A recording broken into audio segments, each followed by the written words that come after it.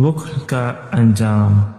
حضرت سیدنا ابو ہریرہ رضی اللہ تعالی عنہ سے مروی ہے، انہوں نے نبی کریم صلی اللہ تعالی علیہ وآلہ وسلم کو یہ فرماتے ہوئے سنا کہ بنی اسرائیل میں 3 آدمی تھے، پہلا برس کا مریض، دوسرا گنجا اور تیسرا آنکھوں سے نابینا اندھا تھا۔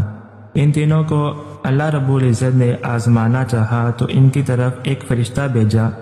اس نے برس والے کے پاس آ کر پوچھا، تجھے کون سی چیز زیادہ پسند ہے؟ اس نے کہا، اچھا رنگ، خوبصورت جسم اور اس بیماری کا خاتمہ جس کی وجہ سے لوگ مجھے برا سمجھتے ہیں۔ فرشتے نے اس پر ہاتھ پھیرا تو اس کی بیماری دور ہو گئی اور اسے اچھا رنگ عطا کر دیا گیا۔ فرشتے نے پوچھا، تجھے کون سا مال زیادہ پسند ہے؟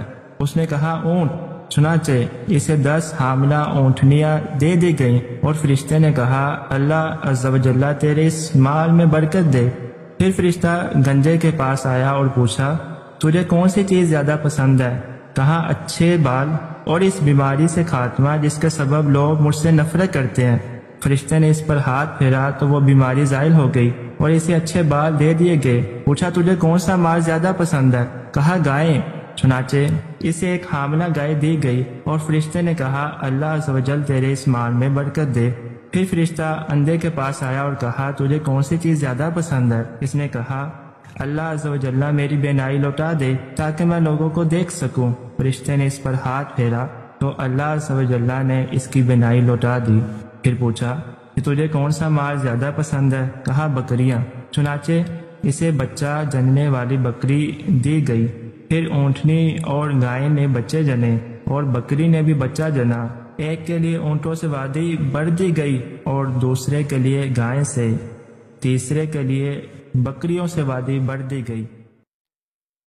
پھر فرشتہ برس والے کے پاس اس کی سابقہ صورت میں آیا اور کہا کہ میں ایک محتاج آدمی ہوں، میرے وسائل سفر ختم ہو چکے ہیں، اب میرے لیے اللہ عز و جل کی مدد اور پھر تیرے تعاون کے بغیر گھر پہنچنا ممکن نہیں ہے۔ میں تجھ سے اسی رب کے وسیلے سے ایک اونٹ مانگتا ہوں جس نے تجھے اچھا رنگ، خوبصورت جسم اور مال عطا کیا تاکہ میں اپنی منزل پر پہنچ جاؤں۔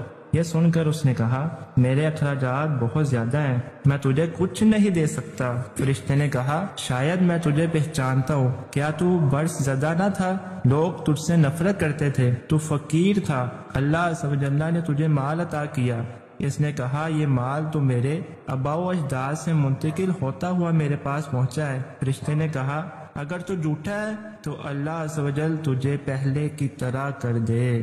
پھر فرشتہ کنجے کے پاس آیا اس کی سابقہ شکل و صورت میں، اس سے بھی وہی گفتگو کی جو برس والے سے کی تھی اور اس نے بھی وہی جواب دیا جو برس والے نے دیا تھا۔ فرشتے نے کہا، اگر تو جھوٹا ہے تو اللہ رب العزت تجھے ویسا ہی کر دے جیسا تو پہلے تھا۔ پھر وہ نبینا کے پاس اس کی شکل و صورت میں آیا اور کہا، میں محتاج مسافر ہوں، سفر کے وسائل ختم ہو گئے، اب اللہ عز و جل کی مدد اور پھر تیرے تعاون کے بغیر گھر پہنچنا مشکل ہے۔ جس ذات نے تیری بینائی لوٹائی، اس کے نام پر ایک بکری کا سوال کرتا ہوں تاکہ اس کے ذریعے اپنی منزل پر پہنچ جاؤں۔ نابینا نے کہا، واقعی میں اندھا تھا اور پھر اللہ عز و جل نے مجھے بینائی عطا فرمائی، تو میرے مال سے جتنا چاہے لے لے اور جو چاہے چھوڑ دے، اللہ کی قسم آج اللہ کے نام پر جو تو لے گا میں تجھے مشقت میں نہ ڈالوں گا۔ فرشتے نے کہا، اپنا مال اپنے پاس رکھ، تم تینوں کو آزمایا گیا تھا،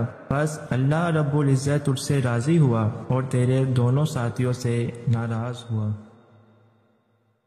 ناظرین و سامعین، اس واقعے سے حاصل ہونے والے پوائنٹس پر ہم روشنی ڈالتے ہیں۔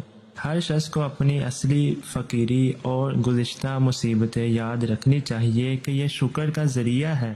بد نصیب ہے وہ شخص جو عیش و عشرت میں اپنے رب کو بھول جائے اور جب کوئی یاد دلائے تو اپنی غلطی تسلیم کرنے کی بجائے جھوٹ سے کام لے۔ فرشتے ہر شکل میں آ سکتے ہیں۔ بخل انسان کو ناشکری اور جھوٹ پر ابھارتا ہے۔ بخیل دنیا اور آخرت میں نقصان اٹھاتا ہے۔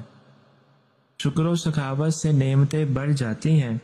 جو نعمتوں کو محفوظ رکھنا چاہے اسے اپنے رب کا شکر ادا کرتے رہنا چاہیے۔ انسان کو یہ یقین رکھنا چاہیے کہ میری تمام نعمتیں اللہ کی طرف سے ہیں وہ جب چاہے ان نعمتوں کو لے سکتا ہے۔ ہر حال میں اپنے رب کا شکر کرنے والا کبھی مایوس نہیں ہوتا۔